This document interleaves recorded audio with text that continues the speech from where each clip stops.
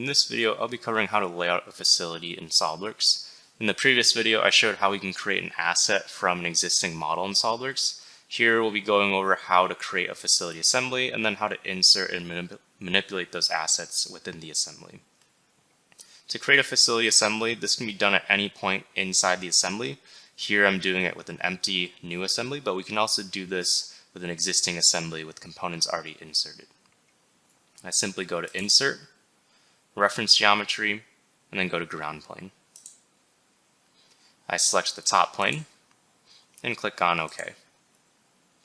Then in the tree, I can see a folder will appear called Ground Planes. If I expand this folder, I can see under it Magnetic Reference 1. This is the default name given to the first ground plane. I can go ahead and rename this and call it Main Floor. We can have as many ground planes as we'd like. We have to have at least one ground plane, but we can have more, for instance, one for the floor, maybe one for the ceiling, or one for a wall. In the case that we have multiple ground planes, the blue arrow here will indicate which ground plane is currently active. Only one ground plane can be active at a time. Now that I have my ground plane created and it's active, I can insert one of my assets. And this is done just like inserting any component in any assembly. So I'll go to Insert Components. I'll select my floor cabinet model from the previous video. And if I move my mouse into the graphics area and click, I can then place the cabinet. Notice that the cabinet is still free to move around, but a mate has been created automatically because of that asset. If I look under mates, I can see there's a distance mate here, and this distance mate will actually hold the cabinet 1 inch above the floor. When I created this cabinet asset, I added in a 1 inch offset to represent the small rubber feet on the bottom of the cabinet, which have been omitted from the CAD model for simplicity. Because this is the first asset in my facility, I'm going to constrain this further with some normal mates. So when we are using facility layout, we do not have to just rely on the magnetic mates that form. We can also mix in our own manual mates. So for this cabinet, to lock it into place, I'll select its right plane and the assembly's right plane and make them coincident. I'll also select its front plane and the assembly's front plane and make them coincident as well. Once I've done that, the cabinet will be fully defined and will no longer move. This will make a good starting point for me to insert the remainder of my assets. If I look under the mates folder now, I can see I have distance 1, coincident 1, and coincident 2. The coincident mates I have created manually. The distance mate was made automatically thanks to using the asset publisher. Let's try inserting another cabinet. If I bring in another cabinet here, you can see that as I move my mouse into the graphics area, these purple dots and lines appear, showing the connectors between the cabinets. And this is really the beauty of the facility layout in SOLIDWORKS. If I move to the left side and then click to place, the cabinets will magnetically attach to each other. A mate will be created called Magnetic 1.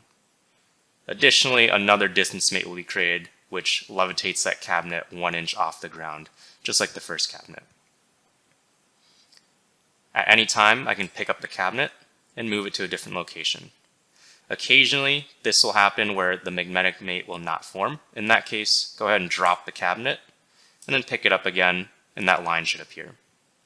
If I drop it on the right side, it will attach to the right side. If I'm happy with the position of an asset and I want to disable that drag functionality, I can go to the magnetic mate, right click on it, and then choose Lock Magnetic Mate.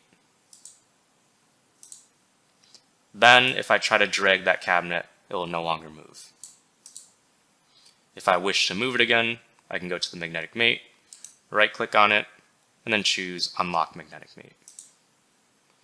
Then if I drag on it, I can move it to a new position.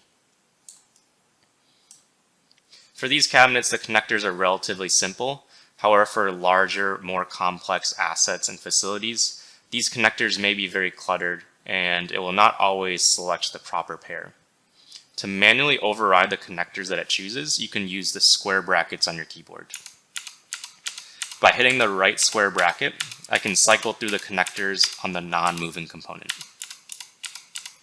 By hitting the left square bracket, I can cycle through the connectors on the moving component. At any time, if I continue moving my mouse, it will override and go back to the normal magnetic mode. Let's say I'd like to place this cabinet in at a different angle. I can use my left bracket key to cycle over to the left connector. And now if I release my mouse, it attaches the cabinet together facing opposite directions. Let's see what happens if I insert a smaller cabinet. If I go to my smaller floor cabinet model and insert this one into my assembly, notice that the connectors are going to be significantly shorter than the tall connectors. In the case that the connectors are at different heights relative to each other, when I click to place,